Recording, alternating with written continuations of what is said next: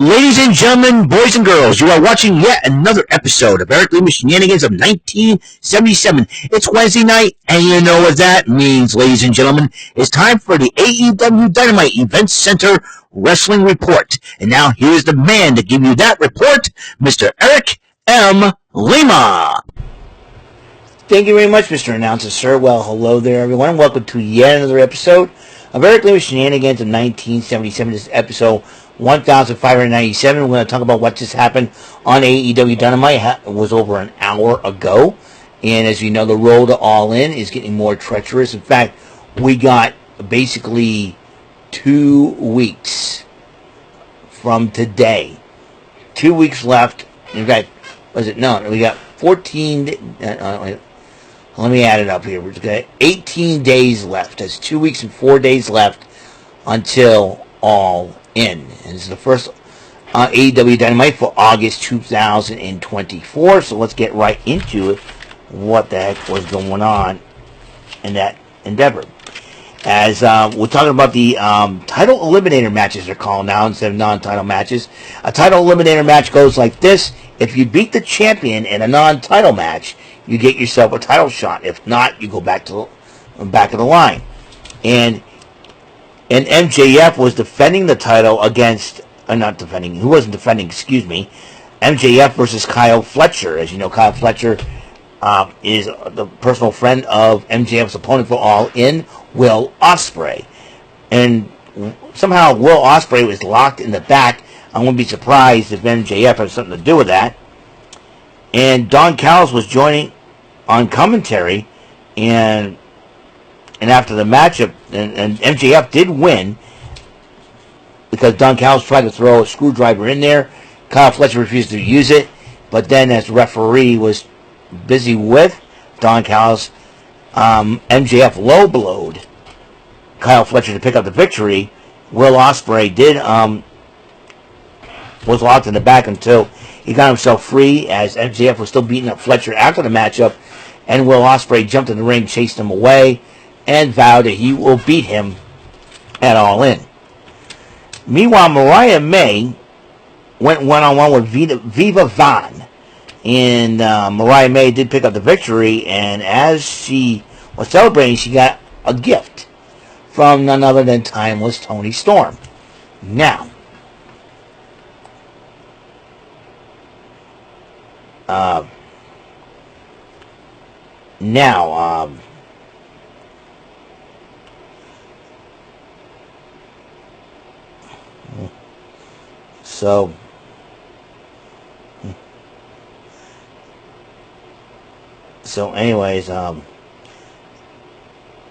as Mariah May did pick up the victory over Viva Vaughn, like I said, she received a gift, and the gift was Toni Storm giving her a hug, and Mariah May made a mockery of it until the back of the picture says, "Die, Mariah, die." And once again, Toni Storm disguising herself, attacking Mariah May. Both women went at it, and once again, security and referees trying to separate the two of them. More on that situation.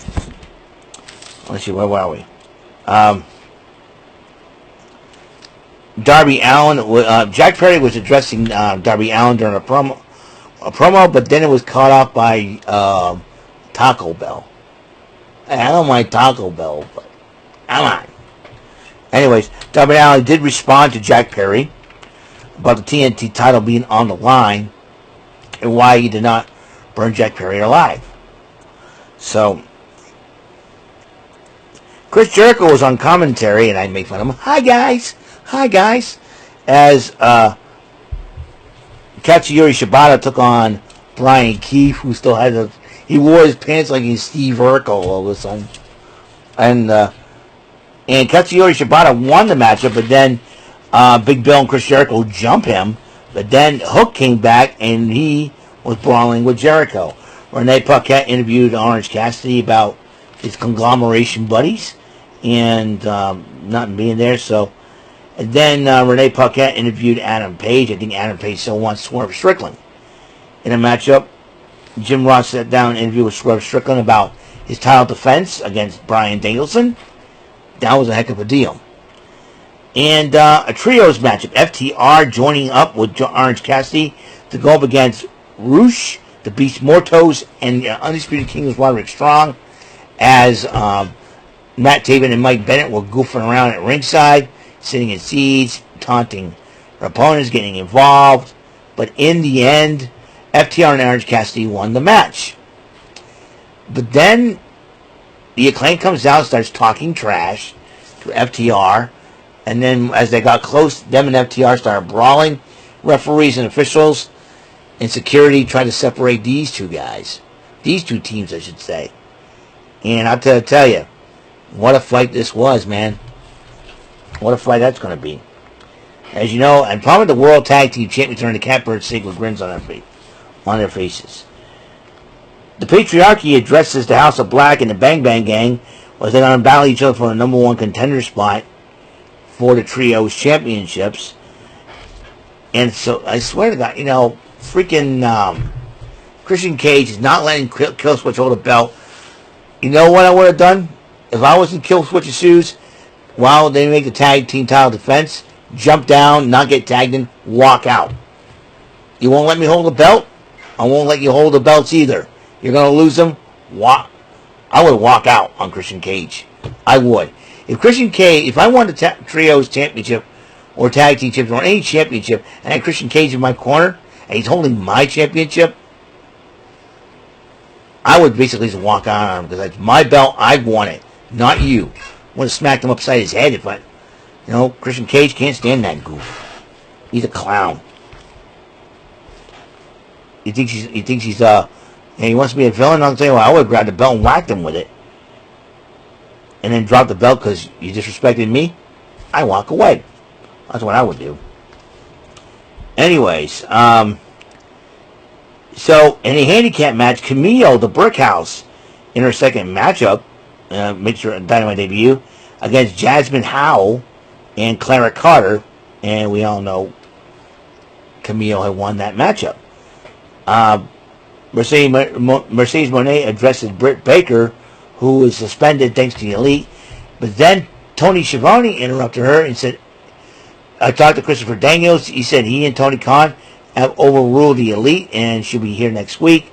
And Britt Baker addressed Mercedes Moné, how she's vowing to beat her to become the TBS champion at All In. And then the main event, Ricky the Dragon Steamboat is a special guest on commentary in an Anything Goes match, Bryan Danielson versus Jeff Jarrett. And meanwhile, Prince Nana and Swerve Strickland were watching in the back. These two men. Now, Jeff Jarrett wants to put Bryan Danielson to the test.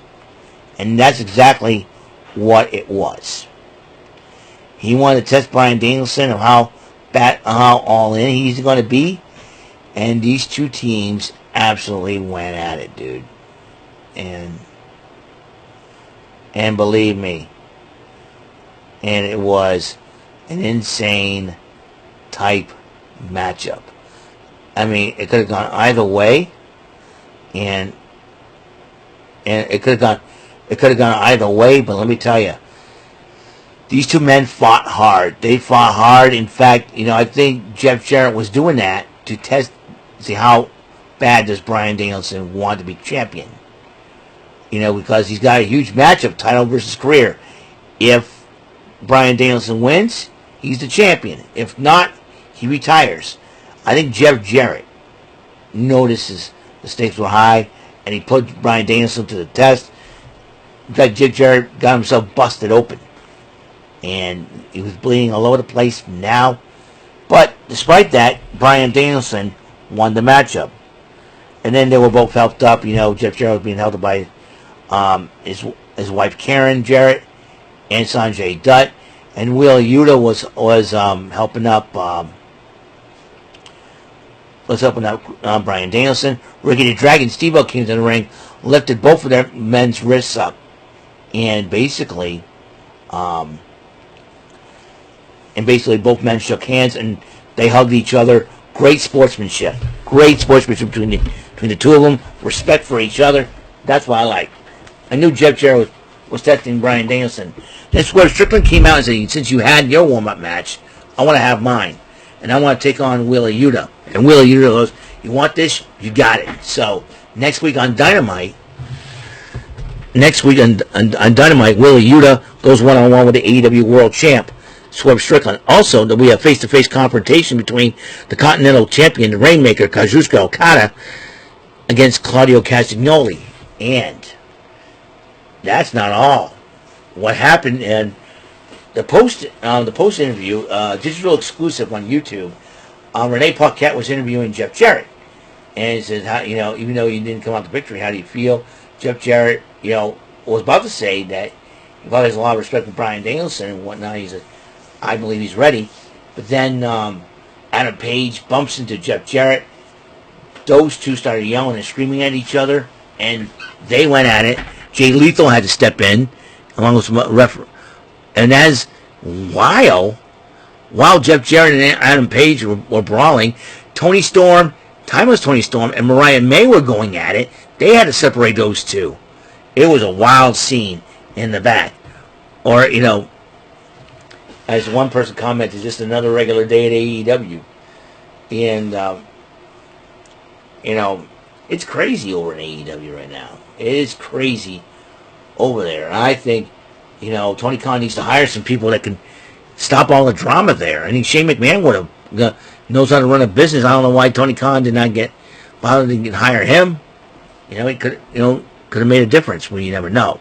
But anyways, that is it. So that's all the time we have for episode 1597 of the show. 3 more episodes till 1600. Let me see. Tomorrow we got Press Your Luck, and also the Dugout Crew podcast. That will be tomorrow as well at 3 o'clock. And we got Rant and Rave tomorrow at 8 as well on the Brandon Martin channel. Dugout Crew podcast, we're on the Dating 3000 Network. And join me on both of those channels as I talk about baseball and I talk about whatever is on there. And it's going to be a very interesting, rest of the week coming up. Halfway through this week, we had some rain, cooler weather. Thank goodness. But that's all the time. That's it. So until the next episode comes rolling around, Mr. Announcer, take us home and remind everybody what happened here today. See you. Good night. That is all for today's episode. This is your announcer speaking for Eric Lima Shenanigans of 1977. A Big Beefy E, doing for Bob Saget Productions, and in association with Raven Bofa Telepictures and Distribution. Thank you for watching today's episode. Tune in next time for another episode of Eric Lima Shenanigans of 1977. Goodbye for now.